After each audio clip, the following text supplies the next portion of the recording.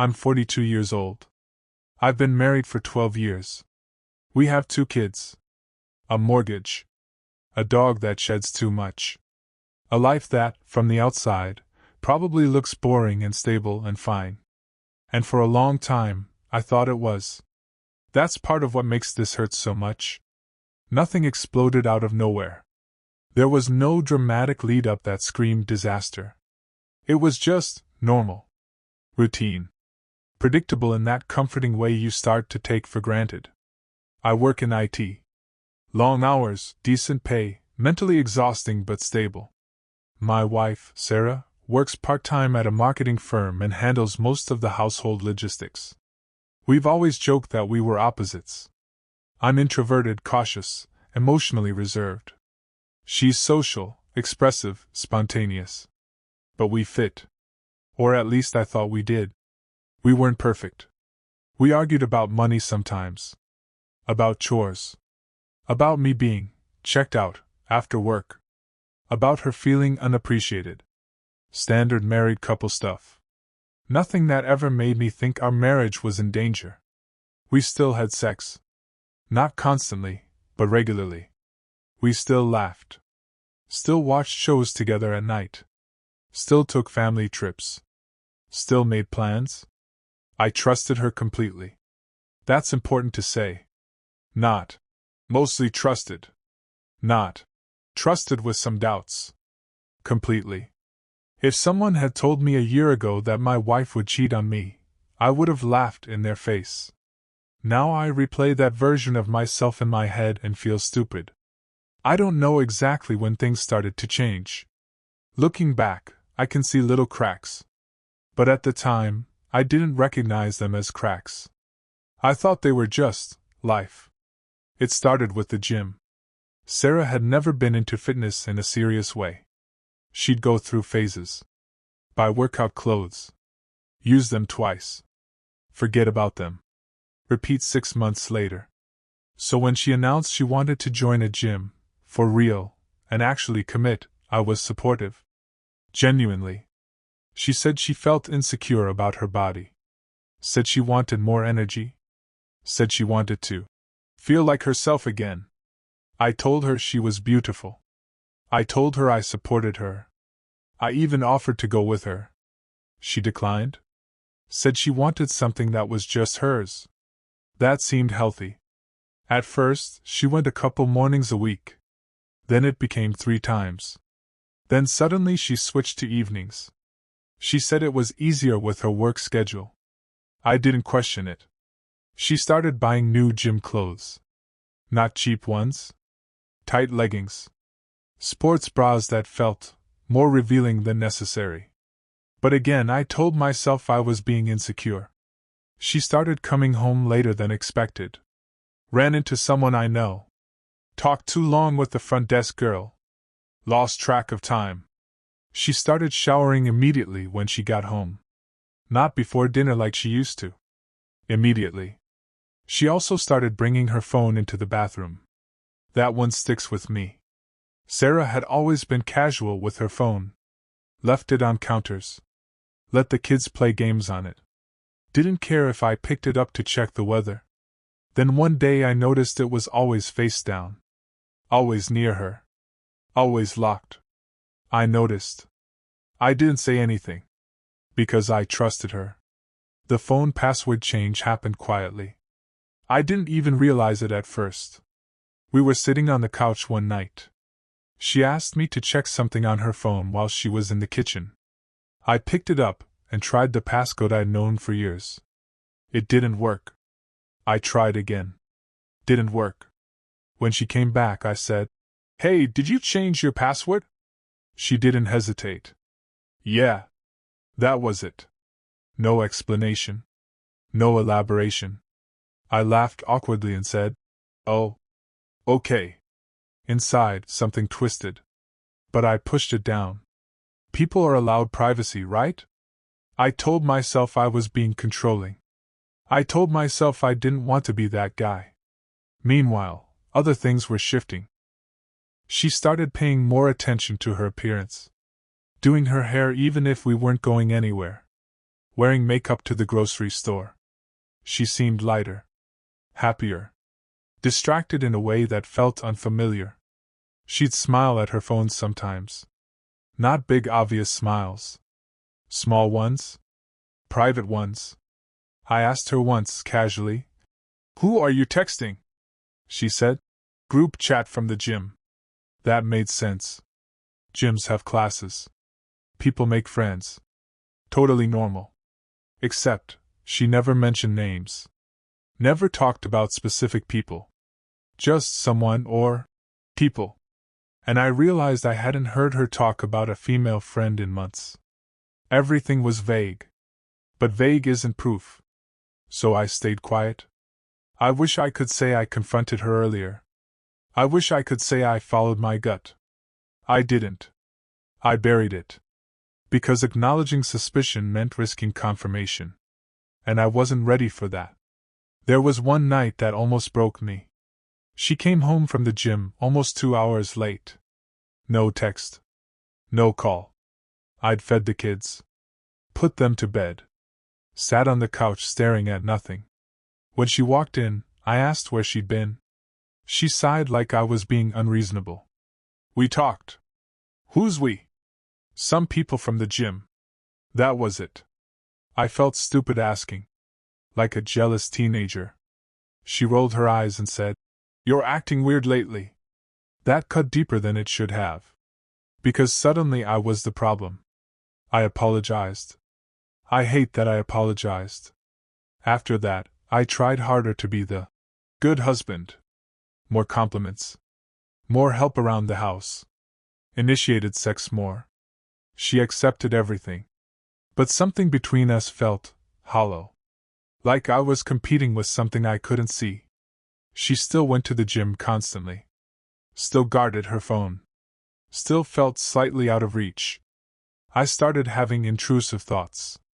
Imagining her laughing with someone else. Imagining her body under different hands. I would shake my head to make the images stop. Because I loved her. Because I trusted her. Because I didn't want to become a paranoid stereotype.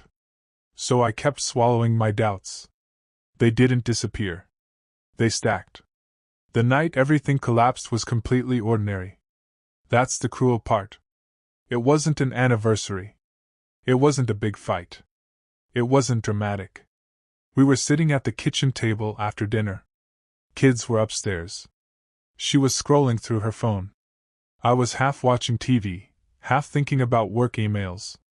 Her phone buzzed. She picked it up. Then, a second later, another buzz. She glanced at the screen. Her face changed.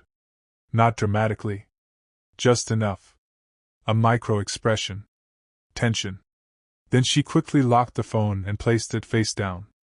I felt my stomach drop. I don't know what possessed me. I didn't plan it. I didn't rehearse. I just said, "Who was that?" She said, "No one." The word landed wrong. Not a friend. Not someone from the gym. Just no one. I said, "Can I see?" She froze. Not long. Half a second. But it was there. Then she laughed nervously.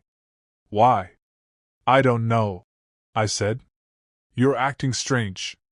She sighed and picked up the phone. And before she could unlock it, another message came in. The phone lit up. I saw the preview. Just the first line. "Can't stop thinking about last night, face-blowing kiss." From a name I didn't recognize. Mike, trainer. The world went quiet. Not metaphorically. Actually quiet. Like someone had turned off sound. She looked at the screen. Then at me. Then back at the screen. And in that moment I knew. I stared at the phone. I stared at her. I felt detached from my body. Like I was watching a movie of my life. I said very calmly, "Who is Mike?" She didn't answer. Her mouth opened. Closed. She swallowed. I said, "Is Mike the trainer?" She nodded. I didn't raise my voice. I didn't yell. I think that scares me more than if I had. Did you sleep with him? Silence. That silence was louder than any confession. Did you sleep with him, Sarah? Tears instantly filled her eyes. She whispered, I didn't mean for it to happen. That was her answer. Not no. Not denial. Just justification. I stood up so fast my chair fell over. My heart was hammering so hard I thought I might pass out. How long? She shook her head. I don't know. How long? I repeated. A few months. A few months. While kissing me goodbye. While tucking our kids in. While sitting next to me on the couch. While letting me tell her I loved her. I felt nauseous. I ran to the sink and threw up. She followed me, crying, saying my name over and over. I turned and screamed, Stop touching me! I barely recognized my own voice. It sounded feral. She kept saying, I'm sorry. I'm so sorry. I didn't plan this. Like planning mattered. Like intention erased impact. My entire understanding of my life shattered in under 60 seconds. The next few hours blurred together. I remember pacing. I remember shaking. I remember asking the same questions repeatedly even though I didn't want the answers. Where? His apartment. How many times? I don't know. More than once? Do you love him? No. I didn't believe her. Did you use protection? She hesitated. That hesitation almost broke me more than the affair itself. Sometimes. I laughed. A horrible, broken laugh. I felt dirty. Contaminated. Like my body wasn't my own anymore. I asked to see her phone. She resisted at first. That alone felt like another betrayal. Eventually she unlocked it and handed it to me. I scrolled. Sexting. Photos. Plans. Inside jokes. Messages about me. Complaints about our marriage. Things she had never said to my face. I saw a message from him saying, Tell your husband you're staying late again. She had replied with a laughing emoji. That image is burned into my brain. I handed the phone back. I couldn't look anymore. I told her to leave. She said she had nowhere to go. I didn't care. I told her to sleep on the couch. I locked myself in the bedroom and sat on the floor until morning. I didn't sleep. I stared at the wall. My chest hurt. My hands wouldn't stop shaking. I kept thinking, this can't be real. But it was. Morning came. The kids woke up. Life continued like nothing had happened. That was surreal. I made breakfast on autopilot. Sarah avoided my eyes. The kids chatted about school. I wanted to scream. I wanted to collapse. I wanted to disappear. After they left for school, I confronted her again. I needed details. Not because I wanted them. Because my brain wouldn't stop filling in blanks with worse possibilities. She told me she met Mike when she asked for help using a machine. He complimented her. Made her feel attractive. They started talking. Then texting. Then staying after workouts. Then getting coffee. Then kissing. Then sex. Textbook. She said she felt seen.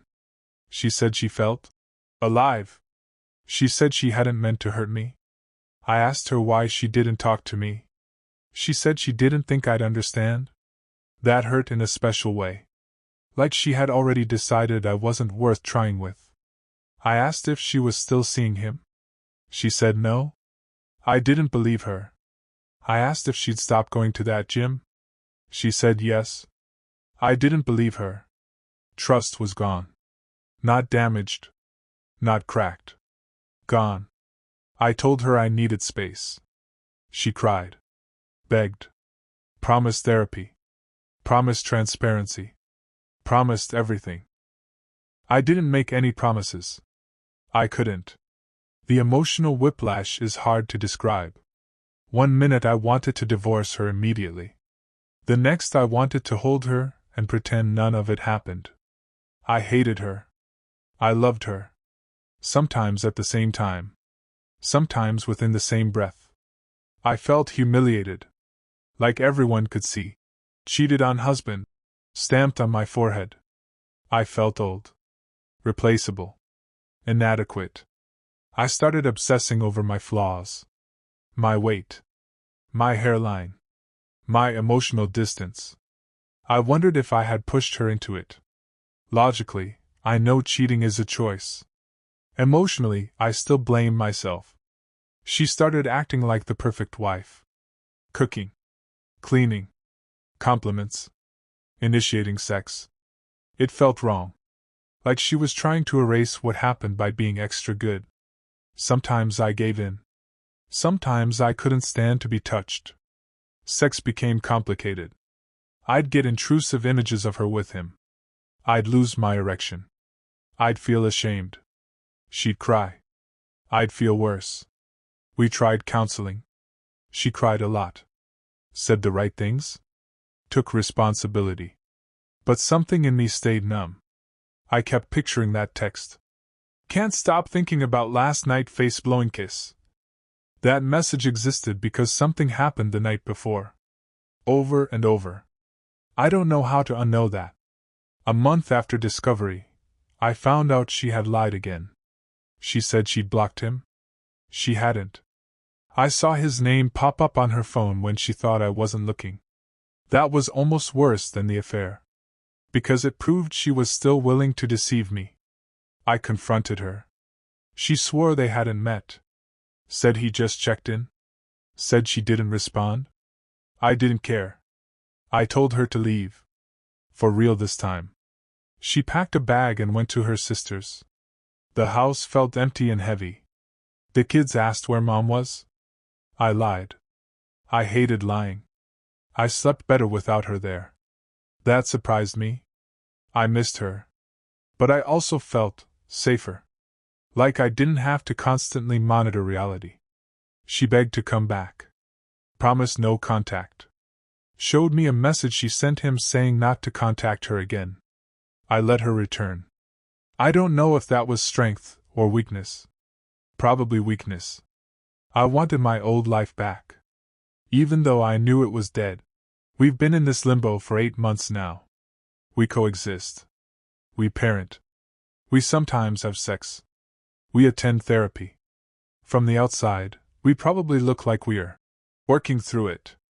Inside, I feel like I'm slowly dissolving. I don't trust her. I check her location. I notice her typing patterns. I analyze tone. I hate the person I've become. I was never suspicious before. Now I'm hypervigilant. Every late arrival spikes my heart rate. Every locked phone triggers nausea.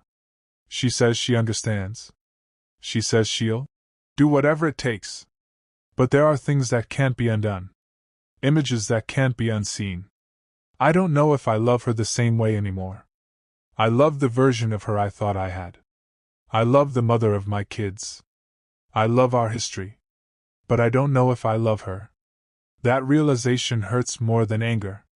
Because anger is simple. This is complicated. I've started fantasizing about being alone. Not in a dramatic, new partner way. Just quiet. My own place. No lying. No guessing. No mental gymnastics. That feels like betrayal too. Like I'm already halfway out the door. Sometimes I look at her and feel nothing. Sometimes I look at her and feel a deep ache. Sometimes I look at her and feel rage. She wants reassurance. She wants to know we'll be okay. I can't give her that. Because I don't know. I don't know if staying is brave or cowardly.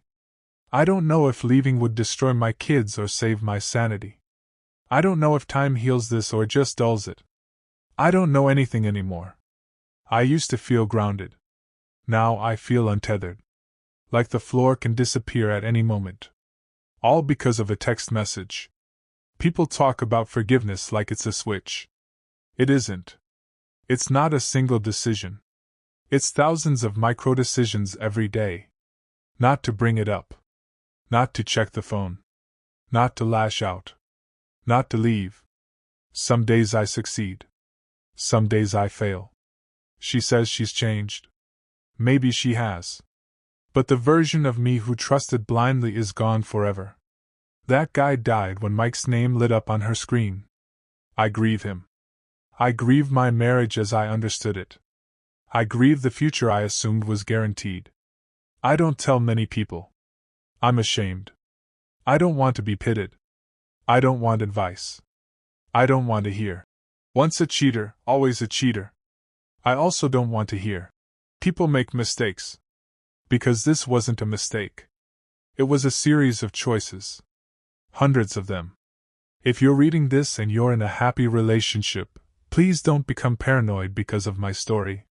But also, don't ignore your gut. Don't explain away every red flag. Don't sacrifice your own reality to preserve a comfortable illusion.